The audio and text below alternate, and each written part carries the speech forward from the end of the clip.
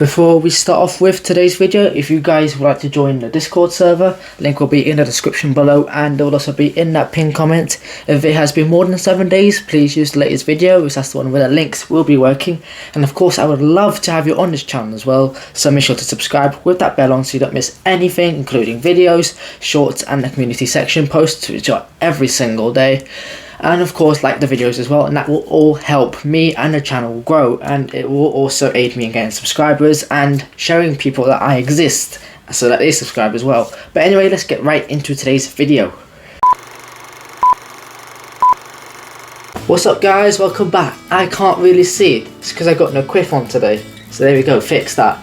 Anyway, today we are reviewing the Audi TT, the 8N, the first generation, but I'm doing this because it was requested. So, like I've said a billion times in the past, I did a poll saying, should I review the 22B for my birthday, which I did anyway, but we got a comment that says, review the 22B, my favourite Subi, or Scooby, if you're British. But for the one after that, I'd be interested in a review about my past car, the Mark 1 Audi TT, specifically the 1.8 turbo variant from 1998. And maybe there's some backstory about why they added a spoiler on the car, which is what we're all going to do today. So yeah, here is the car that we are going to review today. Obviously it came as a coupe and as a convertible. We're going to slightly talk about both, mainly the coupe version. You will see some coupe shots and me mention, you know, there was a convertible and, you know, a few pictures of it, but mainly we're focusing it on this.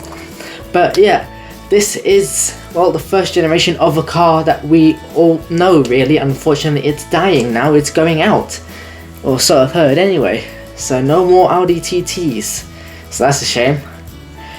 But yeah, other than that, let's just get into the video, see how this car fares, and see how this guy's car really was.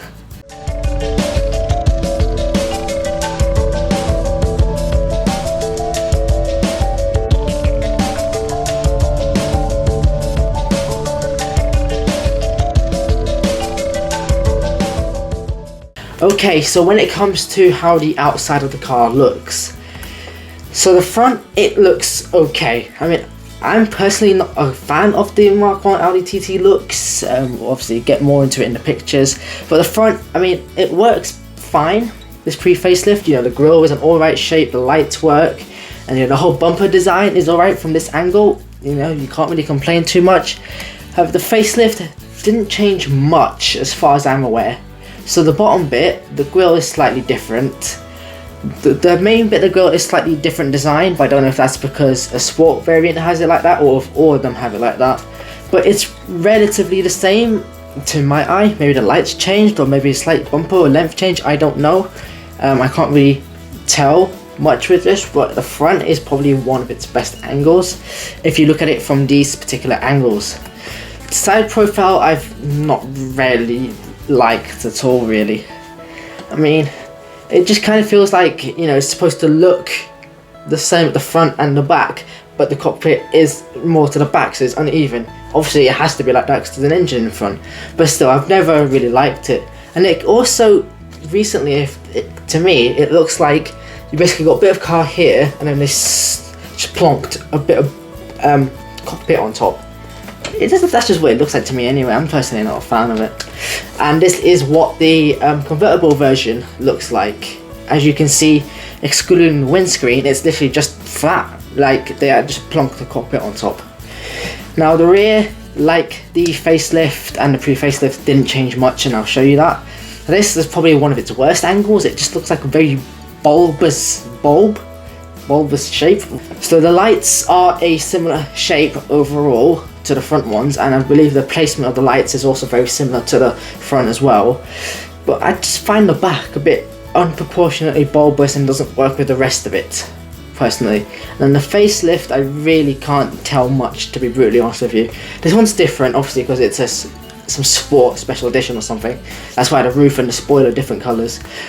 But yeah, I mean, from this angle, yeah, the back looks a bit bulbous, and from the back as well, the actual roof line, the window, that also looks a bit like bulbous. And this is what it looks like from the back of the convertible, which, you know, looks less bulbous, but I can still see the bulbous within the actual bumper and the back itself.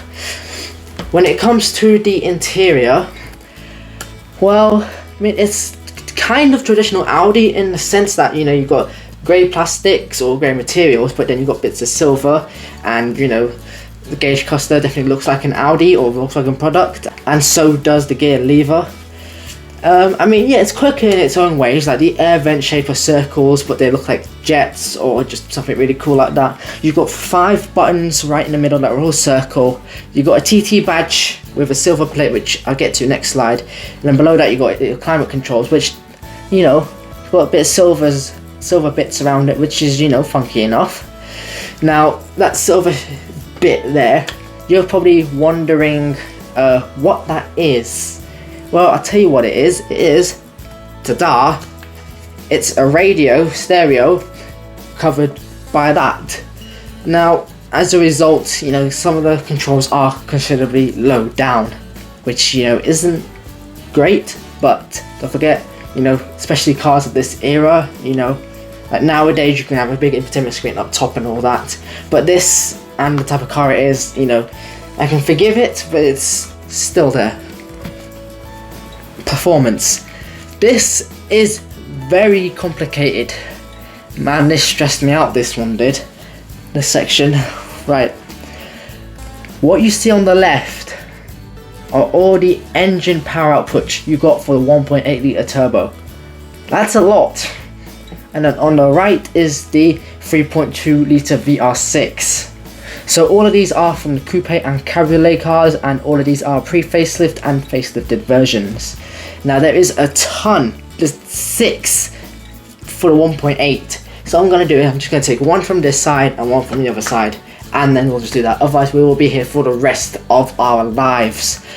Because you've got coupe and cabriolet, you've got different trims, you've got facelift, you've got automatic, you've got quattro. It's like boom, like glitch. Anyway, after glitching out, so the 1.8 litre inline 4-cylinder turbo, the one I chose is the 177 horsepower one. It also has 173 pound-feet of torque. This one came in front-wheel drive and it came in 4-wheel drive, known as the quattro. Wait, I have no clue, because like I said before I glitched out, you got coupe, cabriolet, you got different trims, you got facelift and all that. It's automatic, 4-wheel drive, you're never gonna tell. So, gearbox, it came with a 5-speed manual, although I did read that it came with a 6-speed later on. Don't know if that's fully correct or not, but if you wanted an auto, it was a 6-speed. Now, an auto 60 was 7.6 seconds for the front-wheel drive and the quattro version, but for the front-wheel drive automatic, it was 8.1 seconds. Now, top speed was 141 for the 5-speed manual front-wheel drive, but for the 4-wheel drive and the front-wheel drive automatic, it was 140 miles an hour. That's why you see ×2 in places. Now this one, the 3.2 litre VR6 engine, which is naturally aspirated. If you don't know what a VR engine is, basically a V6 is basically you have 3 pistons and cylinders here, and same on this side. Basically they go like this. However, a VR6 is more narrow. It's literally like this. You've got 3 cylinders here and 3 cylinders here, and they're literally like this. That's why it's called a VR6. So this one had 246 horsepower and 236 pound-feet of torque.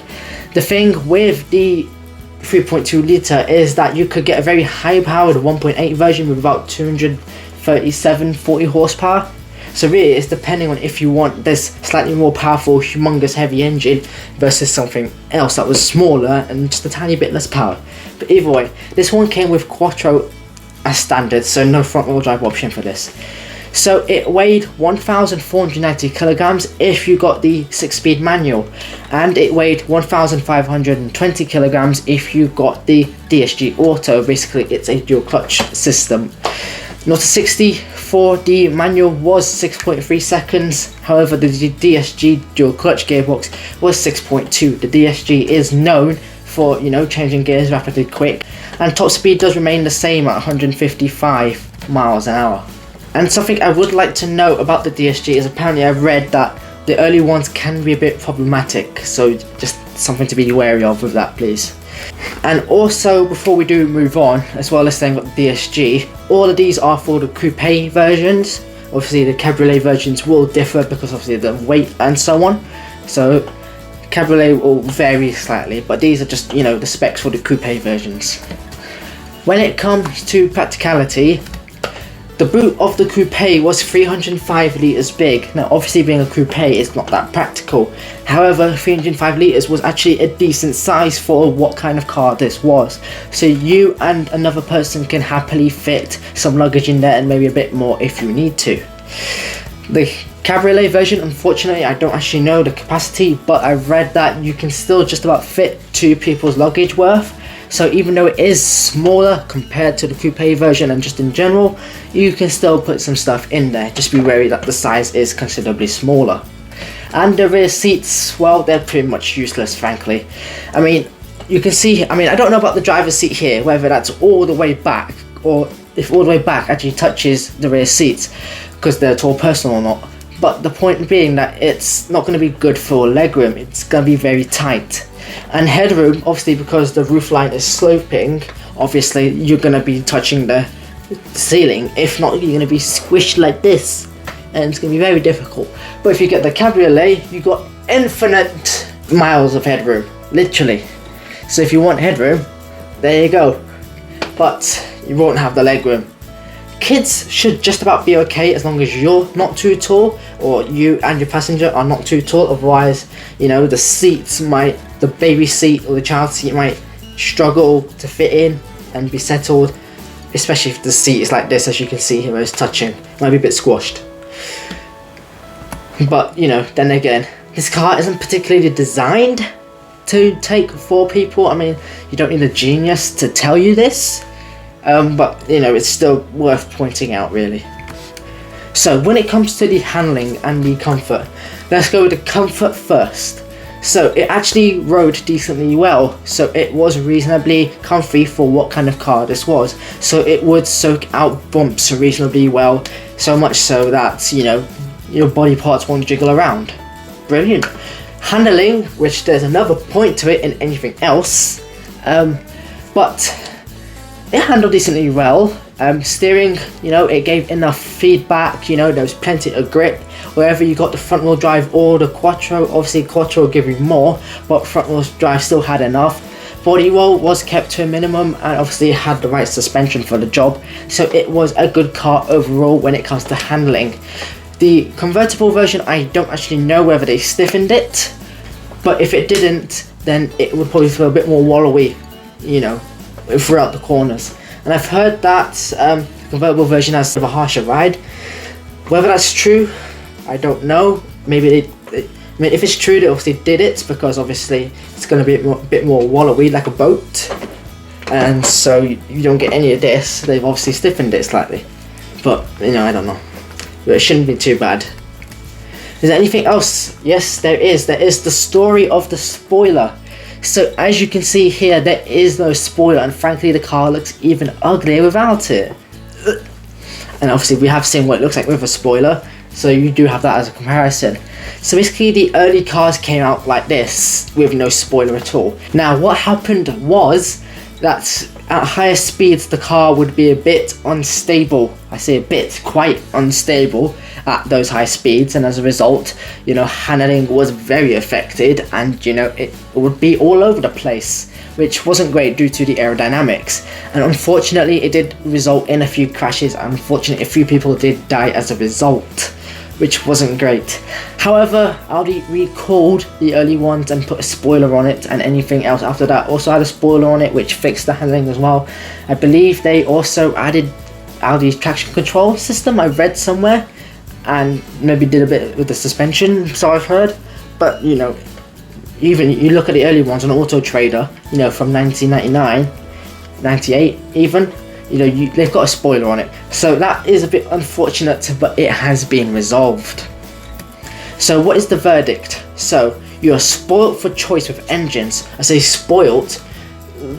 What's a bigger word than spoilt? I mean, you got, yeah, it's only 2 engines, but you got 1 million power outputs for the 1.8. It's like, and then you obviously got automatic, manual, DSG. You got quattro front wheel drive. It's like trying to review a Suzuki Ignis all over again. The ride was comfortable enough. had decent handling as well. The boot space of the coupe was actually quite decent for what it was, and the convertible boot space I put in brackets because it was small, but it was actually decent for what it was, and it could still take, you know, bits of luggage if need be. Now the cons are the rear seats. It's obvious that, you know, they're not designed for that, and you shouldn't really be taking any adults in there. They are really just for kids, just about. And the exterior, I'm probably the only one who thinks that it's an ugly car and not the prettiest car in the world. So that's why I put it in brackets, because I don't know how everyone thinks of it like this. And I mean, technically the spoiler thing, even though it did kill a few people, unfortunately, so whether it's a con, I don't really know. And whether putting that the fact that the interior controls were quite low is a con, I don't know. Probably just me thinking like that. But yeah, that's really it. But anyway, that does conclude the review of the Audi TT 8N as requested by a viewer or subscriber even, or just a comment, I don't even know, to be honest with you. But yeah, I hope you guys enjoyed, and if you guys would like me to review a car like this guy asked, then you can leave it in the comments below, and you can even do it on Discord server, because there's a section where we discuss all my YouTube channels. So yeah, I will see you guys next week for whatever car it turns out to be. If you guys don't post anything, you don't have to think of a car. So yeah, we'll see what happens. I will see you guys then. Peace.